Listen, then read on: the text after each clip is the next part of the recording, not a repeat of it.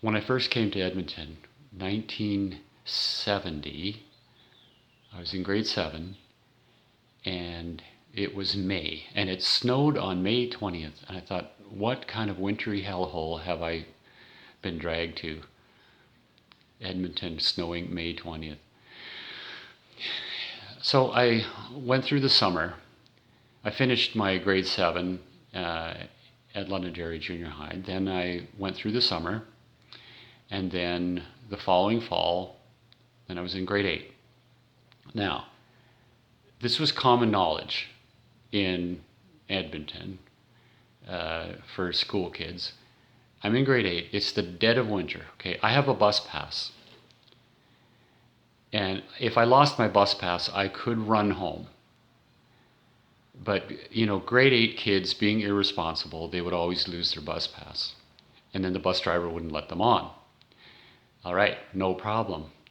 What kids would do is they would wait at the bus stop for their bus. And I remember we had the N95. The buses are numbered differently now. So they would wait for their bus, and instead of getting on the bus at the door, they would go to the back and they would hang on to the back bumper with 2 hands and squat down. And then, of course, there was a lot of kids that lost their bus pass. So then the kid right next to him would grab onto the bus bumper, and the kid next to him. So there'd be maybe 6 kids hanging onto the bumper directly. Now, that's only 6 kids. We've got about 15 kids that have to get home with no bus pass. So then another row would form. The second row would hang onto the kid's belt buckle. They'd feel it like they don't even know the kid. They'd kind of dig their hands into the kid's belt buckle. And sometimes if they couldn't reach that, they'd grab onto the coat, the winter coat, and squat down.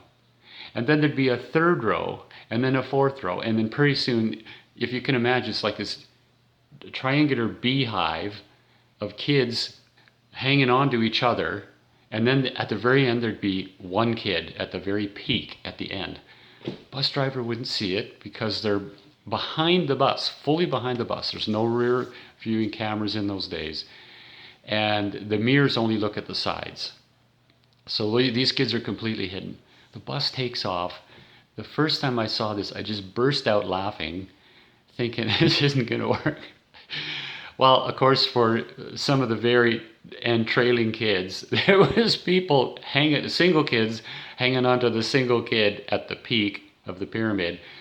Well, they fell off by the first corner. But the bus would take off driving down the road with this big beehive of kids behind it. And it would go around the corner, and these beehive of kids go follow the bus. I just cracked up that is so dangerous and ridiculous, and yet so smart and simple. So this was a common occurrence after school. Kids hanging onto the bus bumper to get home.